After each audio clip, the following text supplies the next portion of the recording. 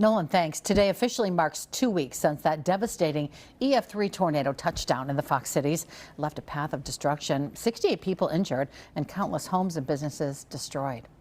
Jason Zimmerman in Menasha tonight, where the city council is expected to vote on additional spending for recovery efforts.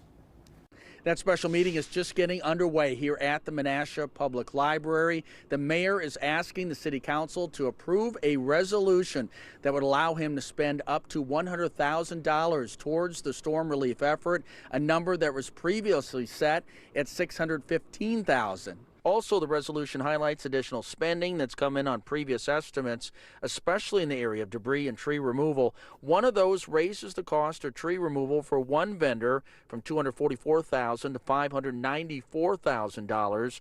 Waterway cleanup will also require an additional $100,000. All of this comes after the council met a week ago, passing several resolutions on spending limits while waiving the bid process for the cleanup effort as part of its local disaster declaration.